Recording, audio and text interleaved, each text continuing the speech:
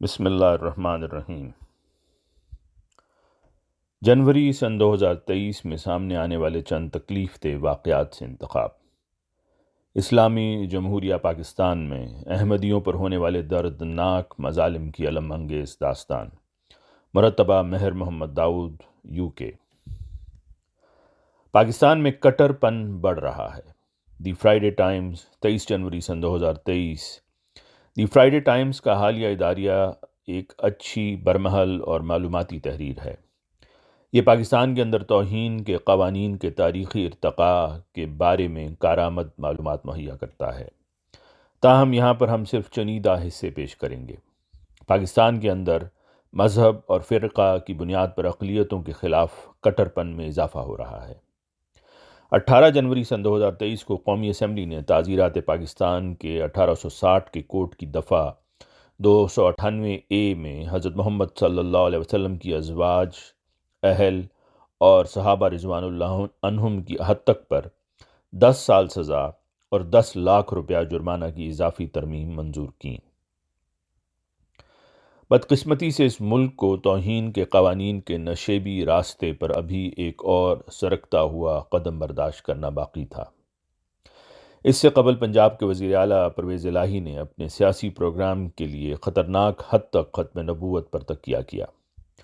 اس کے بعد حکومت کی سب سے بڑی انتظامی کامیابی نکاح نامہ میں امتناع احمدیت کی شق کو شامل کرنا تھا۔ نیز حالیہ پیش رفت قرآن کریم کی آیات کا وزیر اعلیٰ کے کمیٹی روم میں آویزاں کرنا اور ختم نبوت یونیورسٹی کا قیام ہے۔ یہ تبدیلیاں نہایت اہم ہیں کیونکہ یہ امور ایسے وقت میں تیزی سے ابتر ہوتی ہوئی صورتحال کی طرف اشارہ کر رہے ہیں کہ جب پاکستان کے انسانی حقوق کا ریکارڈ پہلے ہی عالمی تنقید کا سامنا کر رہا ہے۔ پاکستان دنیا کے ان بدترین ممالک میں آتا ہے جہاں مذہبی آزادی اور آزادی اظہار رائے کو دبانے کی بات آتی ہے۔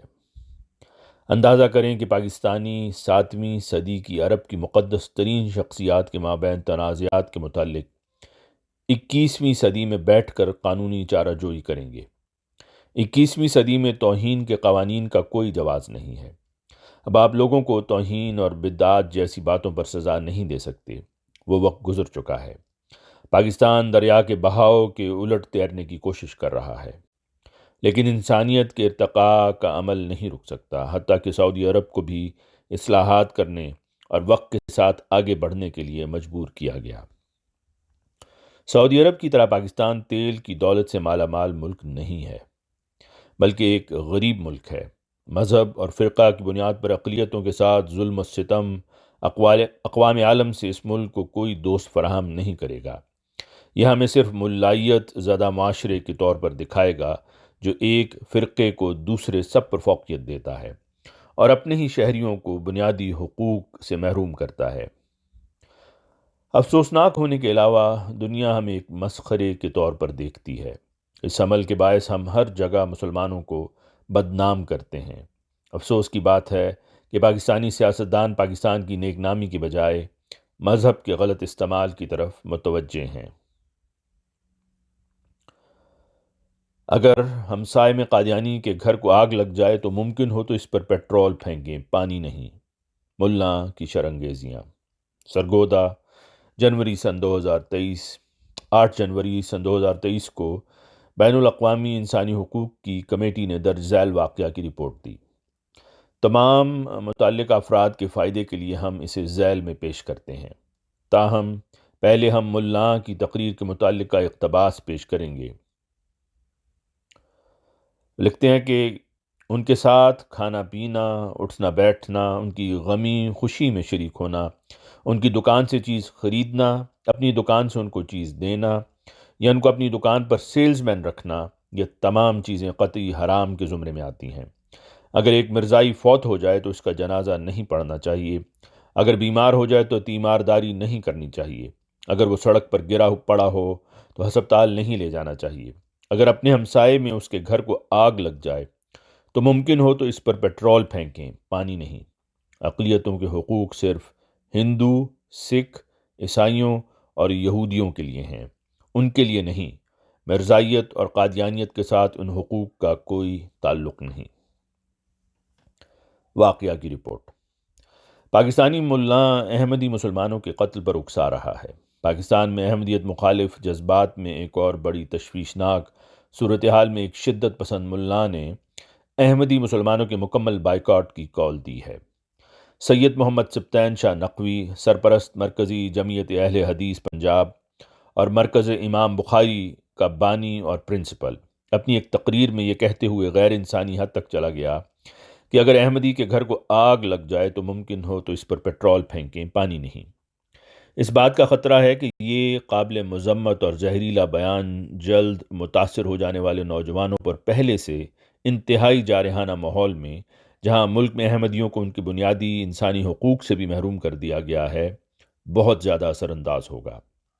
احمدیوں کی آواز کا گلا دبایا جا رہا ہے، ان کو تقریبات اور تعلیمی اداروں میں بات کرنے سے روکا جا رہا ہے۔ گزشتہ سال سفاکانہ قتل، قبروں کے قتلوں کی بے حرمتی اور مسجدوں پر حملے کی صورت میں احمدیت مخالف مہم میں سنگین اور مذموم اضافہ ملاحظہ کیا گیا۔ اب نئے سال کا آغاز ایک پرامن اور بے لوث خدمت کرنے والی احمدیہ مسلم جماعت کے خلاف ایک مسلسل منظم ایذا رسانی، نئی تشدد، نفرت اور غیر انسانی حرکتوں کے مطالبات کے ساتھ ہوا ہے۔ ملا نے دعویٰ کیا کہ اقلیتوں کے حقوق صرف ہندوؤں، سکھوں، عیسائیوں اور یہودیوں کے لیے ہیں، احمدیوں کے لیے نہیں ہیں۔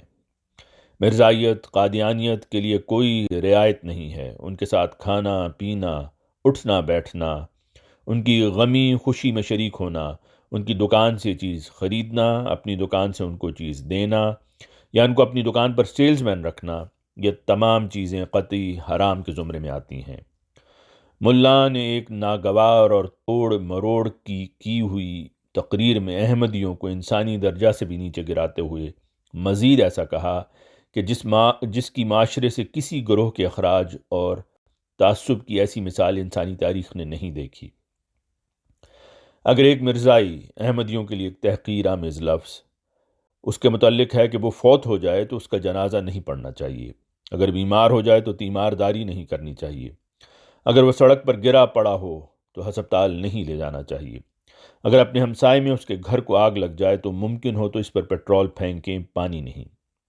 غیر انسانی رویے کا یہ درجہ نہ صرف بین الاقوامی انسانی حقوق کے خلاف ہے بلکہ بنیادی انسانی حقوق اور اخلاقی اصولوں کے بھی خلاف ہے۔ اس سب سے انتہائی نفرت، تعصب اور زہر آلود رویہ کی بدبو آ رہی ہے۔ اس طرح کا طرز خطابت پاکستان میں بڑھ رہا ہے اور انتظامیہ نے آنکھوں پر پٹی باندھ رکھی ہے۔ عالمی برادری سے التماس ہے کہ پاکستانی حکومت پر دباؤ ڈالے کہ وہ احمدیوں کو وہی بنیادی انسانی حقوق اور تحفظ فراہم کریں جو دوسروں کو دیے گئے اور بین الاقوامی انسانی حقوق میں جن کا احاطہ کیا گیا ہے۔ ضلع قصور میں بڑھتا جبر و تشدد۔ بھلیر، ضلع قصور، جنوری 2023۔ گزشتہ کچھ سالوں میں پنجاب میں احمدیوں کے خلاف پرتشدد حملوں اور مقدمات کے اندراج میں اضافہ دیکھا گیا ہے۔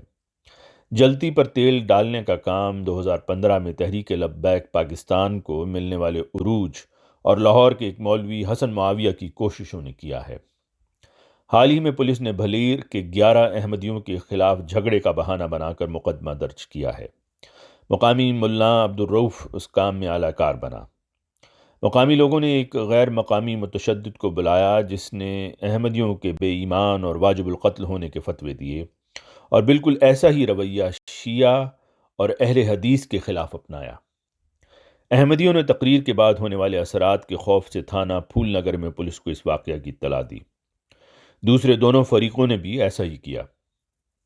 2015 سے اب تک جماعت احمدیہ سے تعلق رکھنے والے 27 افراد کو شہید اور سینکڑوں کو زخمی کیا جا چکا ہے۔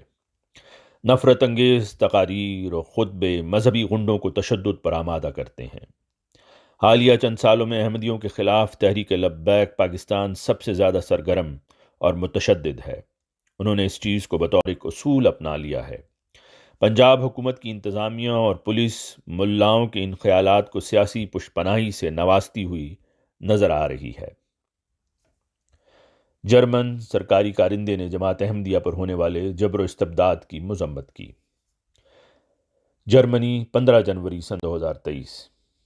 مسٹر فرینک شوابے جو کہ وفاقی حکومت کے مذہبی یا اعتقادی آزادی کے کمشنر ہیں، انہوں نے ڈے آف ریلیجنس کے موقع پر ایک سرکاری ویب سائٹ پر ایک بیان جاری کیا۔ اس میں ایک پیراگراف احمدیوں کی پاکستان میں حالت پر مشتمل ہے۔ ہم اس کا مستند ترجمہ پیش کر رہے ہیں جو مندرجہ ذیل ہے۔ Day of religions.